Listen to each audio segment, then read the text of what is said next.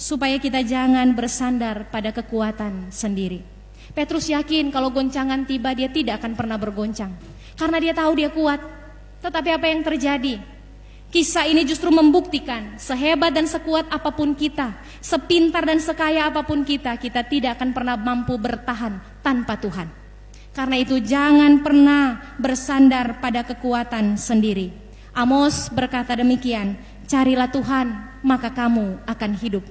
Yeremia berkata demikian, diberkati orang yang mengandalkan Tuhan. Bahkan Paulus ketika tekanan hidup begitu berat, dia dipenjara karena kesaksian iman. Dia berkata, segala perkara dapat kutanggung di dalam Dia yang memberi kekuatan kepadaku. Hanya bisa di dalam Tuhan.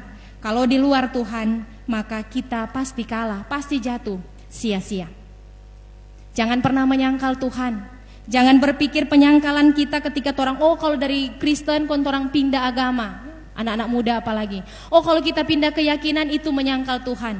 Bapak ibu saudara-saudara yang dikasihi dan diberkati Tuhan, penyangkalan-penyangkalan terhadap Allah, terhadap Tuhan Yesus tidak hanya terjadi ketika kita berpindah keyakinan, tapi ketika orang mengaku dengan mulut sebagai orang yang mempercayai Tuhan, tapi orang hidup dalam dosa, itu penyangkalan.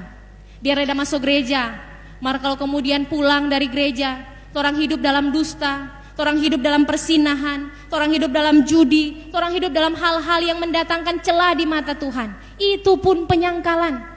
Sebab dengan mulut kita mengaku, tetapi dengan hati dan seluruh tindakan kita membantah pengakuan kita. Apa yang Tuhan Yesus bilang tentang penyangkalan? Demikian catatan Injil Matius pasalnya yang ke-10 ayat yang ke-33. Tetapi barang siapa menyangkal aku di depan manusia, aku juga akan menyangkalnya di depan Bapa-Ku yang di sorga. Jadi kalau orang menyangkal Tuhan ketika orang hidup di dunia, orang juga akan disangkal oleh Tuhan. Kita tidak akan memiliki tempat bersama dengan Dia. Tuhan kiranya menolong kita supaya terus hidup setia kepada Tuhan, bertahan di tengah segala gumul, dan tidak akan pernah meninggalkan Tuhan apapun yang kita hadapi. Tuhan memberkati kita. Amin.